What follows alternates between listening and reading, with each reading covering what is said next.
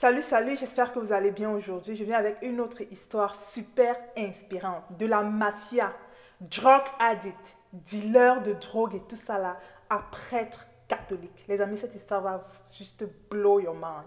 Je vous assure, elle est super inspirante.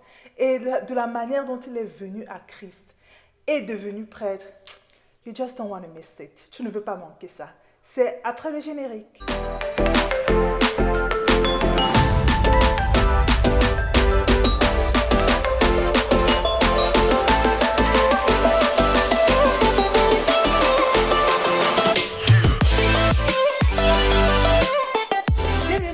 Moi c'est Cathy Bomi, si c'est la toute première fois que tu vois ma tête, bienvenue. Ici nous parlons de Jésus-Christ, de Maman Marie, des anges, des saints, de l'Église catholique. Si ce sont des sujets qui t'intéressent, n'hésite pas à t'abonner, active la cloche de notification pour ne rater aucune de nos vidéos. Pour toi qui es un habitué de la chaîne, grand merci d'être parmi nous. Ta présence ici est vraiment appréciée. Aujourd'hui, je te raconte l'histoire de Donald Calloway.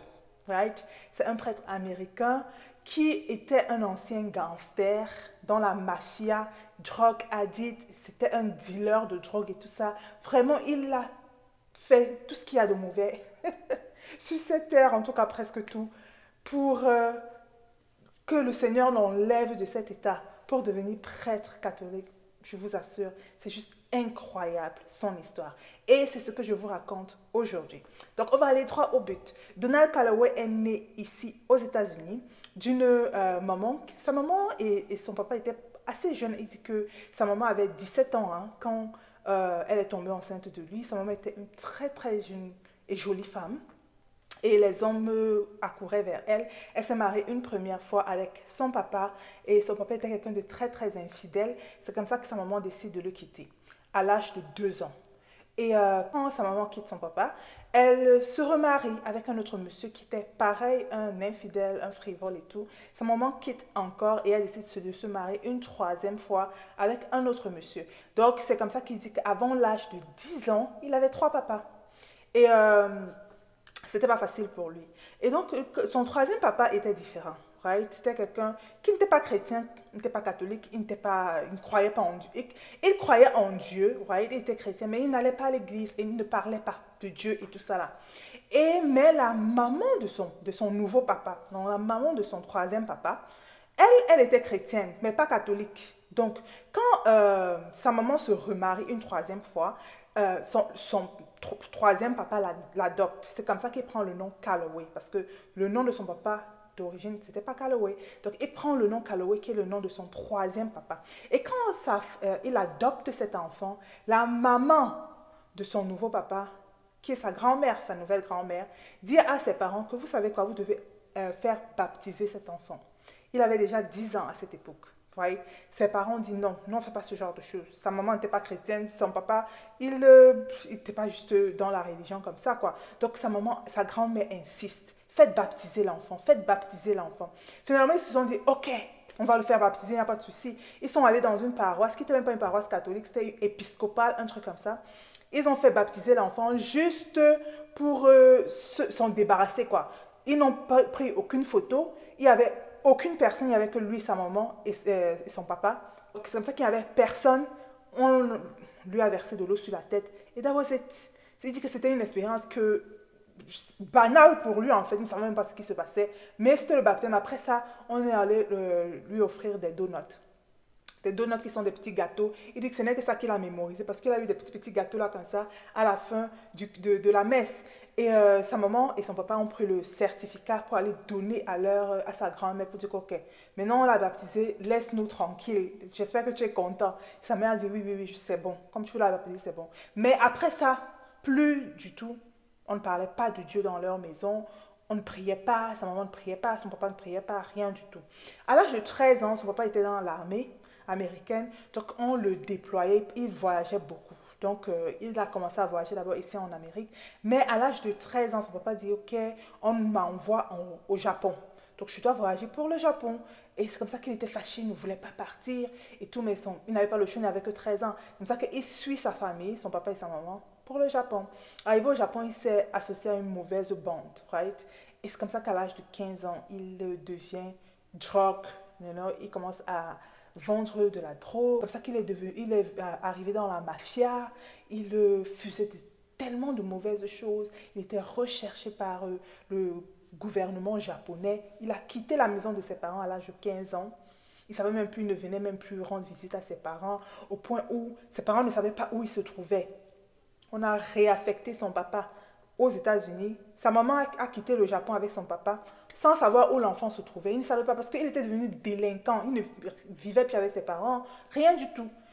Donc c'est comme ça que sa maman rentre aux États-Unis avec son papa. Lui, il reste au Japon faire la mafia. Il vend la drogue, il fait des trucs, des mauvaises choses. Au point où l'armée japonaise l'a arrêté plusieurs fois. On l'arrête, il fuit, on l'arrête, il fuit. Finalement, la troisième fois qu'on l'a arrêté, on l'a menotté pour aller dans l'avion pour juste le rapatrier aux États-Unis. Quand il était dans l'avion, on a appelé ses parents, venez récupérer votre enfant. Et c'est comme ça que sa maman arrive, elle récupère son fils, elle pleure. Le gars s'en foutait. Il était tellement... il s'en foutait de tout. Donc, la façon dont il a même parlé à sa maman pleurait.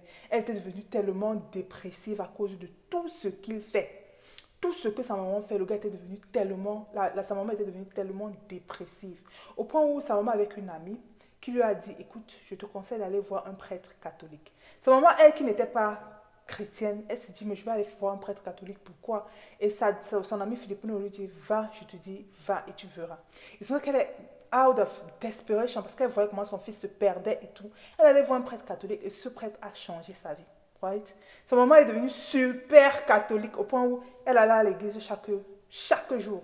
Son fils me dit que mon frère, les gens vont à l'église seulement le dimanche, toi tu vas à l'église chaque jour, comment? Donc elle a été devenue super catholique, elle avait les statues dans sa maison de la Vierge, de Jésus, les crucifix et tout ça. Il dit que quand il est revenu aux États-Unis, il entre dans la maison de ses parents, il regarde, il dit, mais c'est pas possible. Les gens sont entrés dans quoi? Il s'est dit que peut-être ses parents étaient entrés dans une secte ou something. Pourquoi ils sont devenus comme ça, quoi? Donc, parce que lui, il ne connaissait pas trop la religion et tout. Donc, il arrive aux États-Unis. Vu que ce n'est pas sur le territoire américain qu'il a commis tous ces crimes, ici aux États-Unis, au lieu de l'amener en prison, on l'avait amené dans un truc de thérapie, comment on appelle ça? Réhabilitation. Voilà, il était dans une salle de réhabilitation. Il arrive là-bas, le détox, pour essayer de détox toute la cocaïne, toute cette drogue qu'il prenait. Donc, quand il arrive en salle de détox, il dit que ça s'empirait, son état s'empirait. Et les amitiés qu'il avait, c'était vraiment toujours de mauvaises amitiés. Au point où, à un moment donné, lui-même est devenu extrêmement dépressif au point de vouloir sauter la vie. Right? À ce moment, il avait un truc comme 18 ans. Voilà. Il voulait se donner, il voulait quitter ce monde. Et il a commencé à aller de thérapie en thérapie, de maison de réhabilitation en maison de réhabilitation. Ça ne donnait pas. Finalement, on l'a renvoyé dans la maison de son papa. Ça ne donnait pas, son papa biologique. Ensuite, on l'a renvoyé dans la maison de sa maman. Quand il arrive un jour dans la maison de sa maman, un jour, il est assis dans sa chambre. Il pense à se donner la mort. Il se parle, il se dit que qu'est-ce que je vais faire de ma vie? Je préfère quitter même ce monde. Pendant qu'il est en train de parler comme ça, il aperçoit un livre. C'était un livre jaune. Il dit que ce livre-là, il avait écrit un truc comme The Queen of Medjugorje, un truc comme ça, la reine en Medjugorje, un truc comme ça. Il prend le livre-là, il regarde. Il dit, ah, c'est quoi ça? Il commence à ouvrir. Il dit que le moment où il a ouvert ce livre, il n'a pas pu le déposer toute la nuit. Dans le livre, on disait qu'il y a une femme, elle est tellement belle. Il se demandait, qui est cette femme qui est belle? Il était attiré par cette belle femme qui sont des roses. Il dit, ça c'est quand même, j'aime les belles femmes qui sentent des roses. Donc j'aimerais bien en savoir plus sur cette belle femme qui sent des roses. Et c'est comme ça qu'il continue à lire le livre. Il dit que, ah, la maman là, c'est la maman de Jésus. Il dit que, il commence à rire, ça dit que Jésus, c'est pas celui qu'on parle souvent là, lui-même aussi la maman. Que Jésus a maman.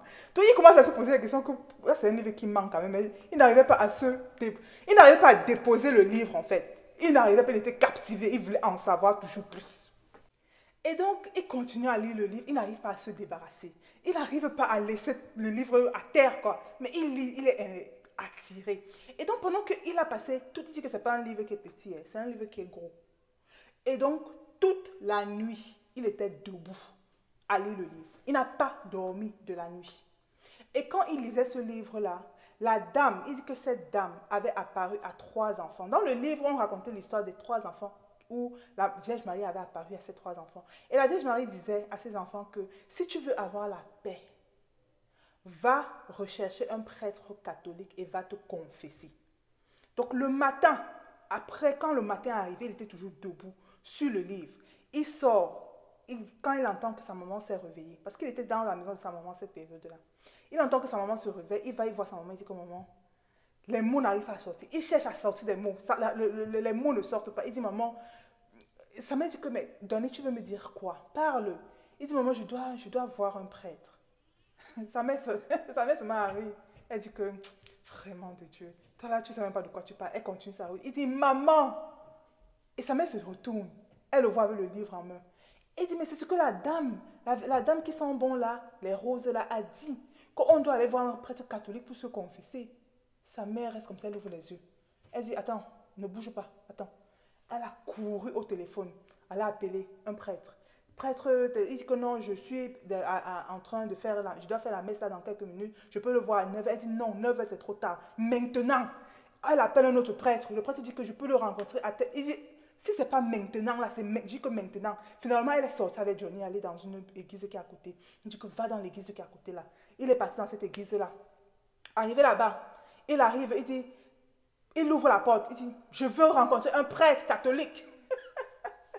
Il avait vraiment un gangster, il avait les cheveux longs. Quand les gens commençaient à avoir peur de lui, mais celui-ci veut quoi? En fait, il recherche quoi? Il dit, mais je cherche à parler à un prêtre catholique. Et on lui dit que les gens commencent à parler à côté de lui, les gens qui étaient dans la réception de l'église, que, ok, va lui parler. L'autre dit, non, non, toi, va lui parler. Parce que les gens avaient peur de lui, la façon dont il ressemblait, quoi. C'est là qu'il dit que, mais je suis là, je vous regarde, que quelqu'un me parle en même temps, non? C'est comment? C'est là où quelqu'un a pris le courage de venir lui dire quelque chose. Et c'est là où il dit que j'aimerais parler à un prêtre catholique. On peut appeler quelqu'un qui est en tenue. Vous voyez, la personne arrive. Il dit que, je dis que je veux parler à un prêtre catholique. Le prêtre dit que je suis fan de tel. Il dit que, je pensais que les prêtres catholiques étaient différents. Il dit non. Ce prêtre était en tenue, en uniforme. C'est comme si c'était un prêtre, un militaire prêtre, un truc comme ça. Donc, quand il arrive, il dit au prêtre que, il y a une dame là qui m'a dit de parler à un prêtre catholique. Il dit que, ok, qu'est-ce que je suis là, tu veux me dire quoi?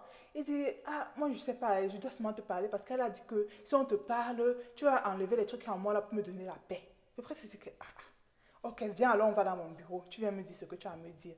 C'est là où ils vont dans le bureau, le monsieur lui demande que, ok, qu'est-ce que tu veux exactement? Il dit, moi je sais pas, je veux seulement que tu enlèves ce qui est dans mon cœur là, pour que ça j'ai la paix. Parce que la dame qui sent les roses là, tu sais que Jésus a une mère. Le prêtre le regarde comme ça. L'enfant si. Qu'est-ce qui te prend en fait? Il dit que non, j'ai lu un livre là. Il y a une femme qu'on dit que c'est la mère de Jésus. Et elle a dit que si tu vois un prêtre, tu confesses tes péchés, il va te donner la paix. Donc c'est pour ça que je suis venue, pour que tu me donnes la paix. Il dit, ok, la confession. Confesse-toi alors, je te suis. Il a commencé dans la confession. Pendant qu'il parle, il dit, ok, j'ai fait ça, j'ai fait ça, j'ai fait. Pendant qu'il est en train de citer, il voit que c'est trop calme. Il se lève, il regarde le prêtre comme ça. Tellement ce qu'il avait fait était juste impensable pour le prêtre. Il avait fait tout ce qui était mauvais. Le prêtre lui dit que, mon père, quelle est la dernière fois que tu t'es confessé? Il dit, moi je ne sais pas ce qu'on dit même confession. Le prêtre lui dit que, mais tu es catholique quand même, non? Il dit, non, moi je ne suis pas catholique. Je suis seulement venu pour que on me donne la paix que la dame qui sent les roses là a dit, c'est tout. Le prêtre dit, mais tu sais que la confession c'est un sacrement. Tu ne peux pas prendre la confession si tu n'es pas baptisé. Tu sais, il dit que mon cher, comme je t'ai dit là, je suis seulement venu parce que la maman là a dit que, il y a une maman là qui est la maman de Jésus qui sent les roses, qui a dit que je peux venir ici pour que tu me donnes la paix. Il peut dire, ok, tu sais quoi, j'ai quelque chose à faire là maintenant. Il dit non. Je suis sûr que où tu es en train de sortir, là, tu es en train de vouloir aller appeler la police sur moi. Le prêtre dit non, je ne vais pas faire ça. Je ne vais pas faire ça. C'est que j'ai la messe que je dois aller célébrer à 6h30, something like that. Donc, je vais te revoir après. Il dit que tu es sûr parce que je dois vraiment avoir la paix là. Il dit que viens célébrer aussi, là, viens à participer à la messe. Quand la messe finit, on va causer. Il dit d'accord. Il dit au monsieur que va, make sure tu t'assois derrière, au fin fond, pardon. Ne parle pas devant, parce que le gars était scary. Il était au revoir.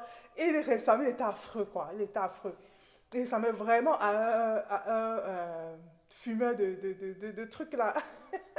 Donc, c'est vrai il arrive à la messe. Le prêtre arrive, il est habillé séparément, différemment, comme il a vu tout à l'heure là. Quand il arrive, il est assis loin derrière et il dit que dans la messe de 6h30 là, il n'y avait que 5 personnes, 5 Filipino lady devant. Lui, il est arrivé s'asseoir derrière, il était la 6e personne dans la messe. Le prêtre a commencé la messe.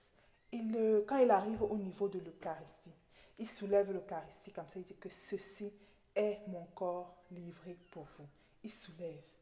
Quand le prêtre soulève l'Eucharistie, le gars entend, lui qui était au fond de la messe, il entend worship dans son cœur. Worship, en anglais, veut dire adore.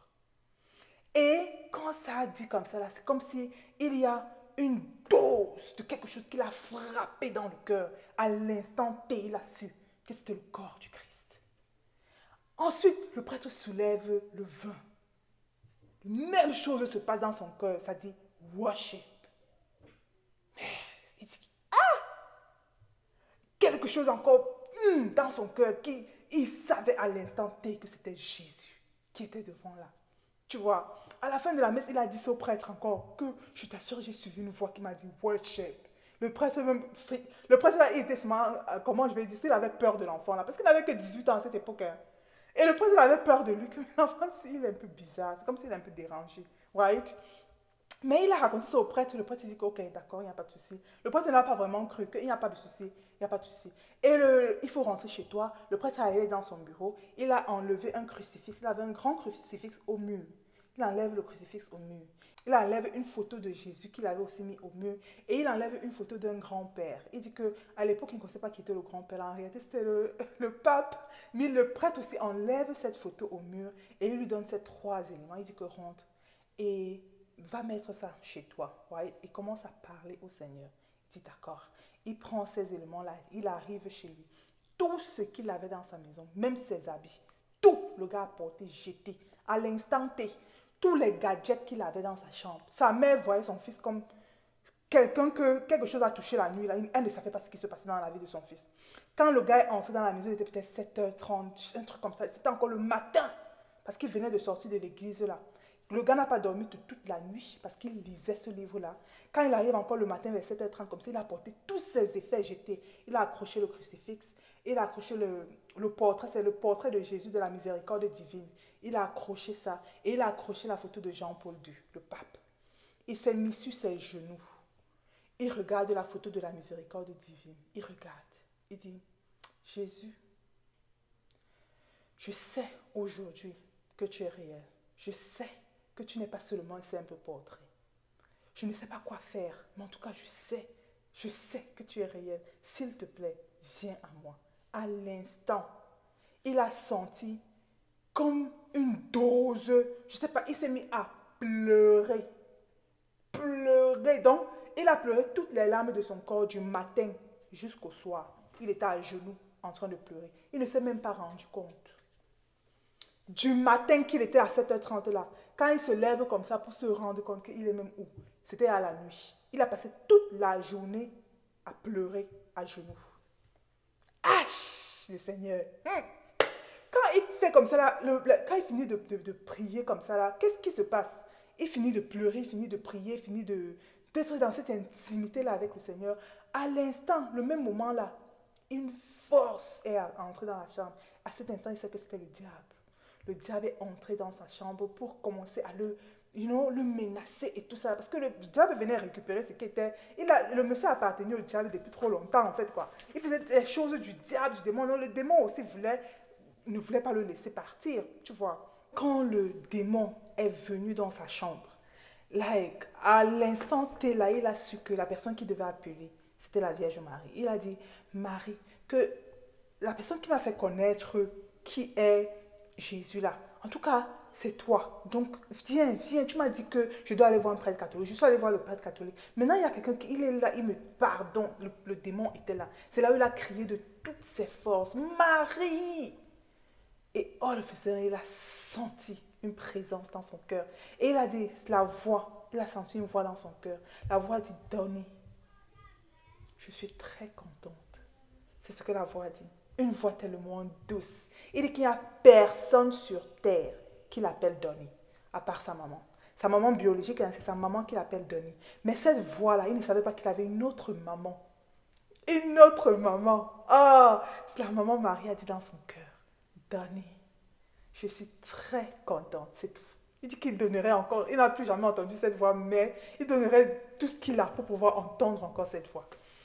Et c'est comme ça que le démon, pape, est parti, a quitté sa chambre. Le lendemain, la nuit est passée, non, parce que c'était le soir de cette nuit-là. Le lendemain, il est parti. Il a coupé tous ses cheveux. Ses cheveux arrivaient loin en bas là-bas. Longs cheveux. Le lendemain, il est parti couper tout ça. Couper, jeter tout ce qu'il avait. Il a commencé à aller voir le prêtre, demander au prêtre que, écoute, moi, il dit qu'il a commencé à aller à l'église chaque jour à partir de là. Il n'a plus sauté un seul jour sans aller à l'église. Il commençait à réciter son rosaire. Le gars est devenu, all of a sudden, ancré comme ça, là, les deux pieds dans le Christ. Il était amoureux. Il dit que, vous savez, quand tu viens de connaître une personne, tu dis à la personne que non, non, toi raccroche, toi raccroche, non, non, toi raccroche. Il dit que lui, c'est comme ça qu'il faisait avec Jésus. Quand il arrive à l'église, là, il ne veut plus quitter l'église. Il arrive, il pouvait passer toute la journée à l'église. Il dit que, ok, Jésus, je te vois demain. Demain, ok? Demain, non, demain. Le gars était amoureux de Christ, right? Et voilà. Et c'est comme ça qu'il a commencé à demander au Seigneur. Parce que quand le Seigneur l'appelle, il ne sait pas trop ce qu'il doit faire. Il partait seulement à l'église tous les jours. Il ne sait pas quoi faire de sa vie. Et puis il a dit au Seigneur, qu'est-ce que tu veux que je fasse? En réalité, qu'est-ce que tu veux que je fasse? C'est pour ça qu'il a eu son appel. Right? Il est entré dans une école, dans un séminaire. Il a fait ses études. Il est devenu prêtre catholique. Aujourd'hui, il est l'un des prêtres les plus célèbres ici aux États-Unis. Il écrit des bouquins, il fait des conférences, il raconte son histoire.